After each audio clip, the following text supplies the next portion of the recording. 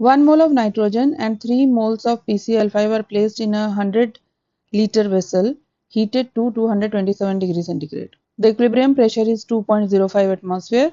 Assuming ideal behavior, calculate the degree of dissociation of PCl5 and Kp for the reaction. अब temperature given है 227 degree centigrade, तो इसको अगर kelvin में convert करेंगे तो ये हो जाएगा 500 kelvin. Value of R is 0.0821 litre atmosphere per kelvin per mole. अच्छा, अब इस वेसल में नाइट्रोजन प्रेजेंट है 1 मोल, PCl5 प्रेजेंट है 3 मोल्स. तो ये जो रिएक्शन है ना, PCl5 forming PCl3 plus Cl2, तो इसमें अगर initially 1 mole of PCl5 present है तो बिफोर डिसोसिएशन ये दोनों 0 मोल्स प्रेजेंट होंगे. नाउ डिग्री ऑफ डिसोसिएशन क्या होता है? Degree of dissociation means out of 1 मोल कितने मोल्स डिसोसिएट हुए. तो अगर out of 1 mole alpha moles dissociate होते हैं तो डिग्री ऑफ डिसोसिएशन कहलाती है alpha.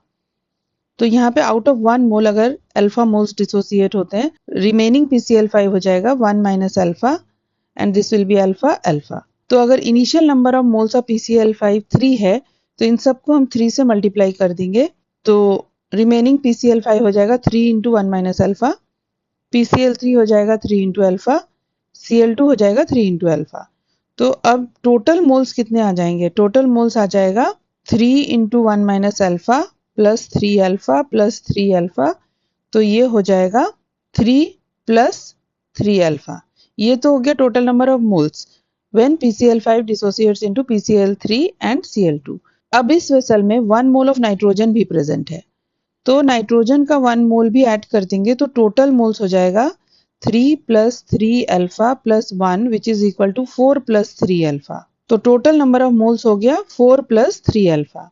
Now using the expression PV is equal to nRT, total pressure जो है इक्विलिब्रियम प्रेशर है 2.05 atmosphere, total volume of the vessel है 100 litre, total number of moles है 4 plus 3 alpha into R into T की value है 500 kelvin and R की value है 0.0821. Putting the values, alpha की वैल्यू मिल जाएगी 0.33.